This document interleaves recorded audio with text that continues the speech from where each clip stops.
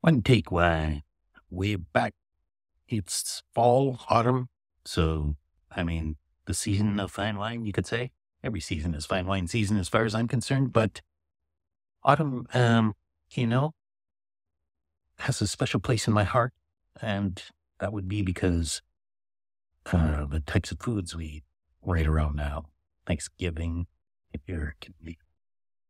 Um, but, even goose if you're Swedish. There's turkeys coming up for Americans, I suppose.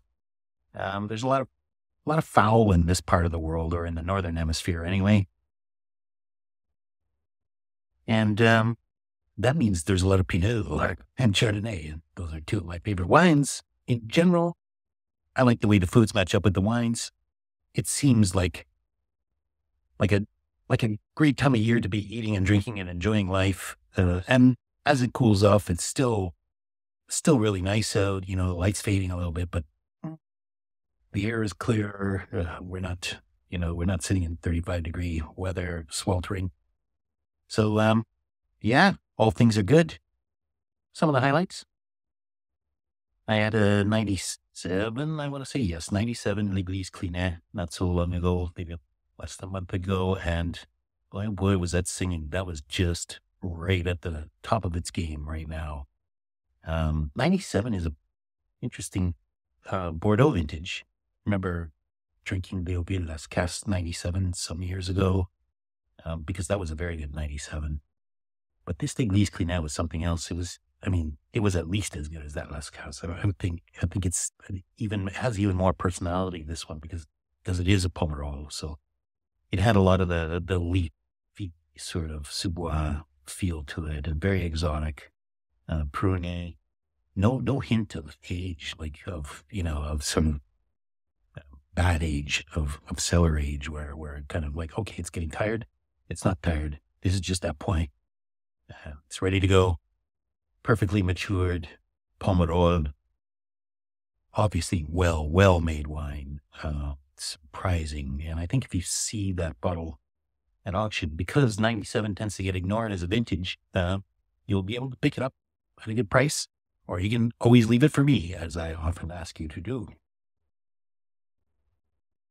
Let's see what else. Last night we had a wine tasting with the wine tasting group, and among the many, many great wines, it was pretty heavy on champagne this time, and right at the end we had a 63 Burmeister Port, and that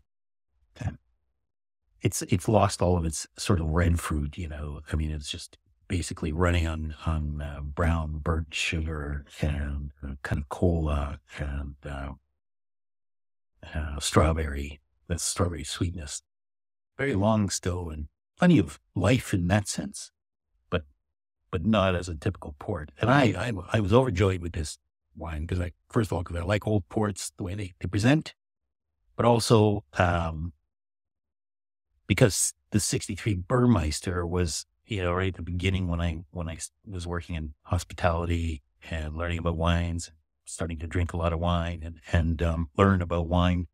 The 63 Burmeister was one of those. It was almost a house wine, I can say, with me and friends. So especially with friends more than me, maybe. I remember drinking a lot of it.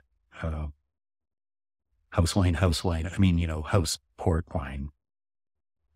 Didn't replace all wines, but we certainly drank lots of it because it was available. It was well priced and was very, very good. It was quite a high quality Burmeister. 63 is a good year as well. So, yeah, that was it. It had everything going for it. It had nostalgia, but it was still lively and delicious, and a wonderful example of aged port. So yeah, there's those two. Enough about that. What do we have in the glass today? Start with the red. That's a lovely cherry nose, actually. Lovely cherry nose, and a kind of a dusty tannin dryness to it. On the nose, yeah, I can tell that on the nose.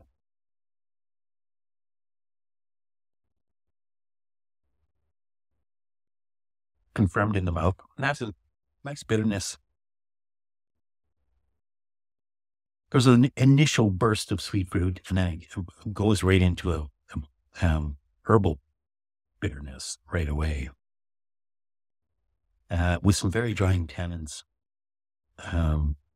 that appear very early and sail right through the finish and linger a little bit and dry the finish out a little tiny bit, you could say.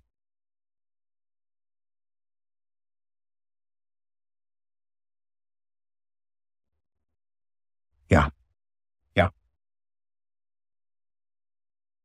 Quite a nice, lovely little fruit expression, actually, despite the bitterness. The bitterness, I always think bitterness in these wines can be quite refreshing. I don't think it's necessarily a bad thing unless it's kind of a sharp, um, you know, and so it sort of gets in the way of everything else. But this doesn't do that. This is more, I think you start with a kind of almost malty, sweet cherry, which very, very quickly goes into the almost tobacco-y, bitterness. Maybe some cranberry, something tart like that in there.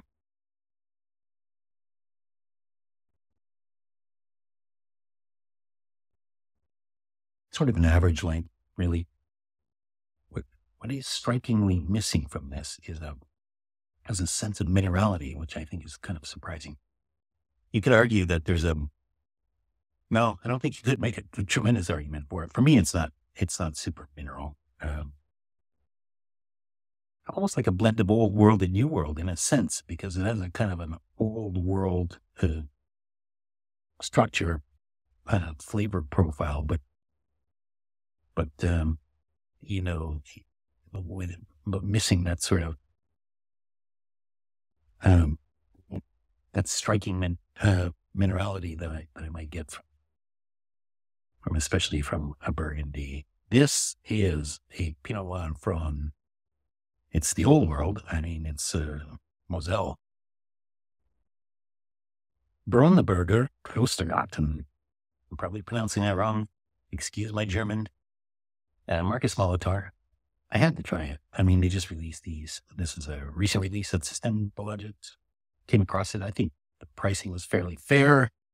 I keep high hopes open for the German Pinots, even though they, in general, have not really kept up with those high hopes.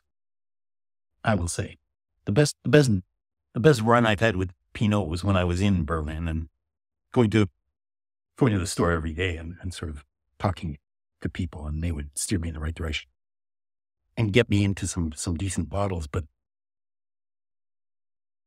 very rarely here have I sort of hit jackpot.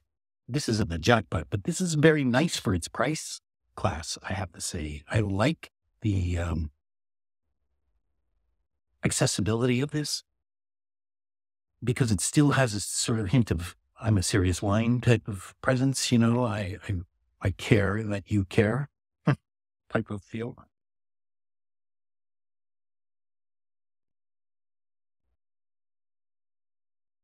It doesn't really, right now, doesn't really develop much. It doesn't really go beyond, but for me, it holds a little bit of promise that maybe with 2 years, even, I would say, sitting in the bottle, it'll kind of round into a little bit of a rounder feel, a smoother type of sensation. And then this will be a very lovely meal wine. This will be a great Pinot to have around and to share. There's more acidity than you might think. Just at first glance, it's sort of a hidden acidity. Not bad, not bad. I think for the price, very good. So, leave it at that.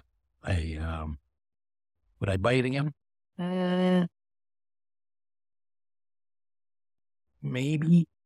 At the price, it's tempting, but maybe just for that reason. So probably not. Second wine, I'm gonna give a shot at here today. You like color? It's pretty advanced now. not long ago, I opened a wine by the same producer, same vintage, same general area, but a different terroir, different UD. It's not UD, a different cru. And that was also very advanced in color, but more so. And not as lifted on the nose. This is much more lifted. And on the nose, it has a tiny bit of maybe popcorn.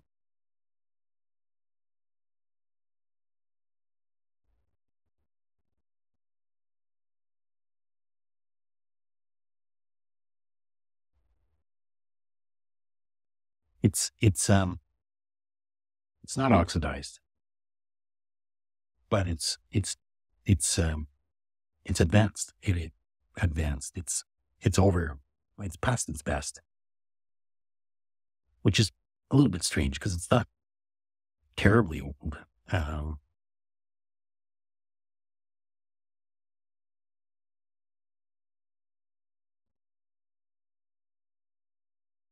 There's a nice little combination of mineral and some very delicate yellow fruit. A kind of deep, piercing lemon. Well, no, not lemon curd, but something caramelly almost, a lemon caramel depth to it that combined with the sort of drying sensation.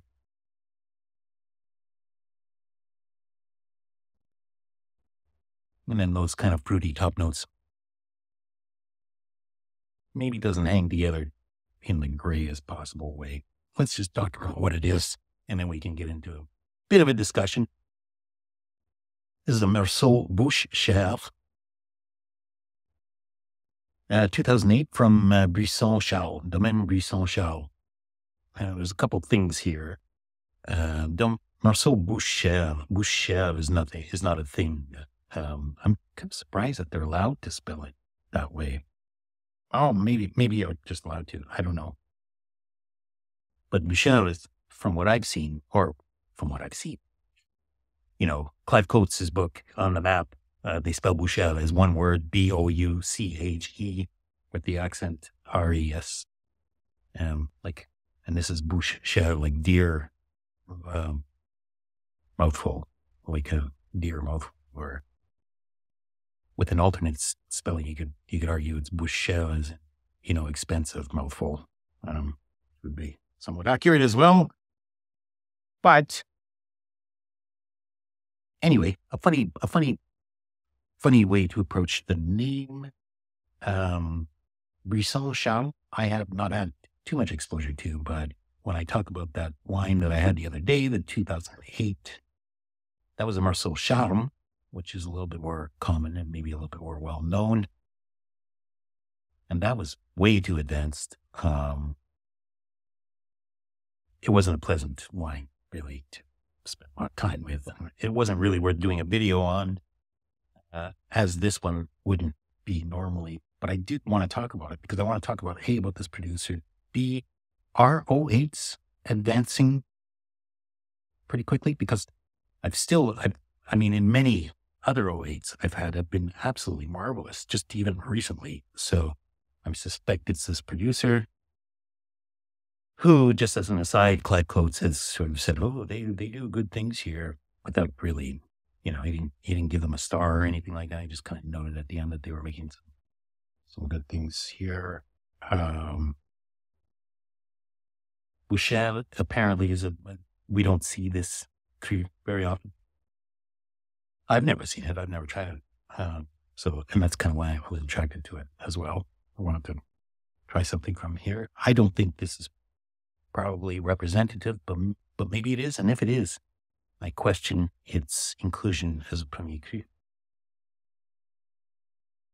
It has a lovely softness and delicacy, almost floral delicacy on the nose as a kind of a top note.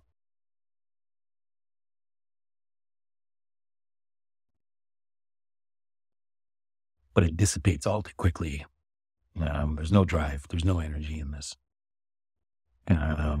Storage-wise, I mean, when I look at the label, I kind of feel like it was stored properly. I see stains from a cellar, I imagine. I don't know. It's not oxidized, so it's not that. Definitely not corked or any kind of defect in that sense. I just think it's too old. And if it's too old at what, 15 years of age, and it's Meursault Premier Cru, either the producer's doing something wrong, the terroir is not worth being Premier Cru, combination of the above, who knows? I don't want to, kick a producer while they're down or anything like that, but, it's 2 wines in a row from the same producer, from the same vintage, which is a strong vintage, as far as I'm concerned, it is. It's only 15 years as well. And they're both over the hill.